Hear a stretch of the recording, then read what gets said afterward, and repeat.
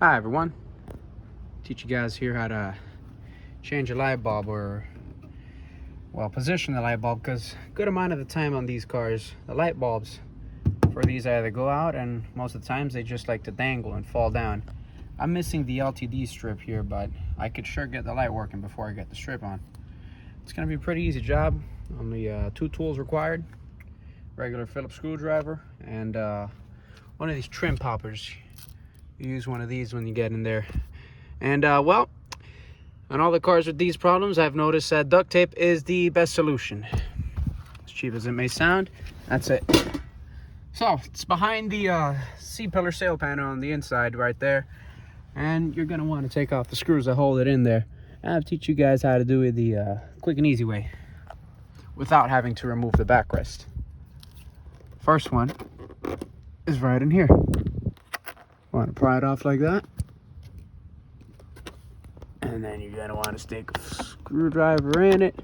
There'll be a screw in there just like that, and most of the times these things have never come off, so it's kind of hard to take it off, but you can take it off. This one over here, I'm gonna loosen it up.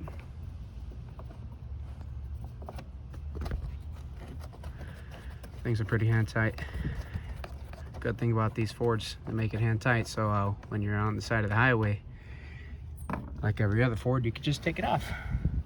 And now we're loosening, not to remove this panel, but to make it much easier to remove this panel.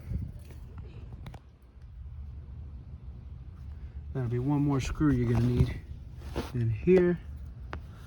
Now, people like to take the backrest off, but I noticed if you could get it on the face in there and just pry,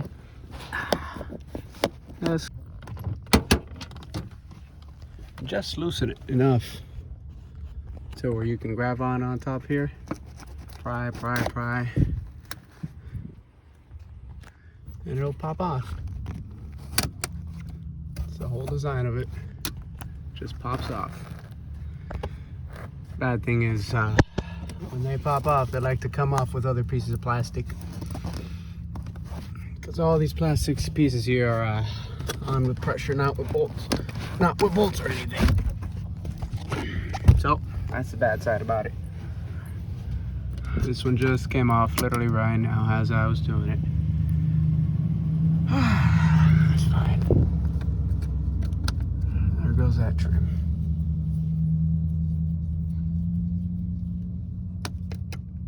Either way, up next, we're going to want to use our trim popper and work your way around all these little black pieces here. Well, don't need to take that last one off, just enough so we can push it down like that.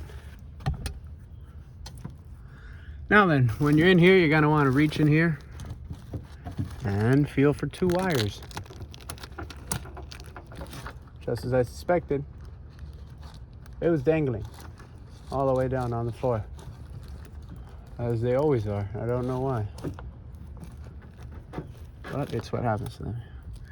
Pull it out and you got your bulb. It seems like there's a connector for it, but I've never been able to find where they connect to.